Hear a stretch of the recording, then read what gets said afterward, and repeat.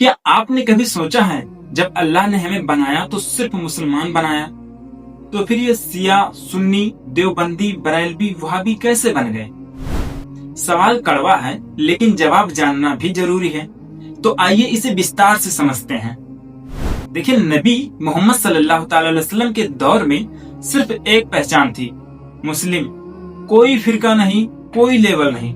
پھر 632 عیسوی میں جب نبی صلی اللہ تعالی علیہ وسلم اس دنیا سے رخصت ہوئے تو سوال اٹھا، اب امت کی لیڈرشپ کون سنبھالے گا؟ صحابہ نے مشورہ کیا اور ابو بکر رضی اللہ تعالی عنہ کو پہلا خلیفہ چنا، لیکن کچھ لوگوں کا ماننا تھا کہ لیڈرشپ کا حق علی رضی اللہ تعالی عنہ کو ملنا چاہیے تھا۔ دھیان سے سنیے، یہیں سے دو سوچ پیدا ہوئی۔ ایک جو مشورہ اور جماعت کے ساتھ کھڑی رہی وہ آگے چل کر اہل سنت کہلائی، دوسری جو اہل بیت کی لیڈرشپ کی بات کرتی رہی وہ آگے چل کر سیاہ کہلائی۔ سمے کے ساتھ یہی سنی اور سیاہ کے نام سے جانی گئی۔ اب دھیان سے سنیے، دیوبندی، بریلوی، وہابی یہ سب نبی محمد صلی اللہ تعالی علیہ وسلم کے دور کے نہیں ہیں۔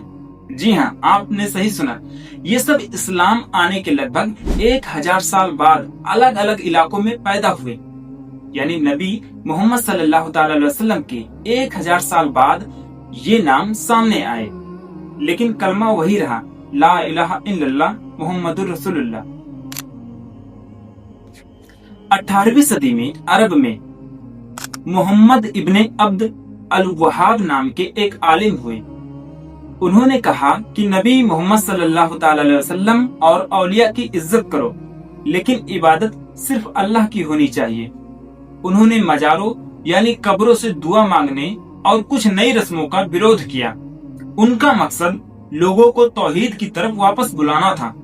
ان کے ماننے والوں کو لوگ وہابی کہنے لگے، لیکن وہ خود کو سنی مسلم مانتے تھے اور اپنی پہچان سلفی کے روپ میں بتاتے ہیں۔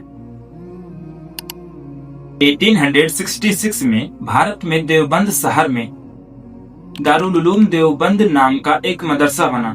ان کا مقصد اسلامی تعلیم کو مضبوط کرنا تھا۔ انہوں نے قرآن اور حدیث کی پڑھائی پر زور دیا۔ وہ سادگی اور شریعت کی پابندی پر زیادہ دھیان دیتے تھے۔ کچھ رسموں اور نئی پرتھاؤں سے بچنے کی بات کرتے ہیں۔ وہ خود کو سنی مسلم مانتے ہیں۔ بھارت میں احمد رضا خان بریلوی نام کے ایک بہت بڑے عالم ہوئے۔ انہوں نے نبی محمد صلی اللہ تعالی علیہ وسلم کی شان اور محبت پر زیادہ زور دیا۔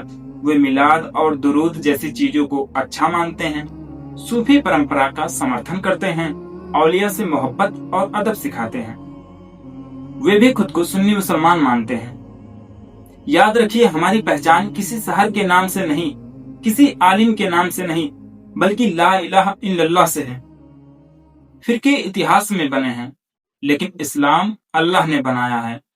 قیامت کے دن ہم سے یہ نہیں پوچھا جائے گا کہ تم دیوبندی تھے یا پھر بریلوی، پوچھا جائے گا کیا تم سچے مسلمان تھے؟ تو آئیے ناموں سے اوپر اٹھ کر کلمے کے نیچے کھڑے ہو جائیں۔ ہم پہلے مسلم ہیں، باقی سب بعد میں، اور میری بات میں اگر کوئی کمی رہ گئی ہو تو اللہ سے معافی چاہتا ہوں۔ مقصد صرف جوڑنا ہے، توڑنا نہیں۔ السلام علیکم ورحمۃ اللہ وبرکاتہ۔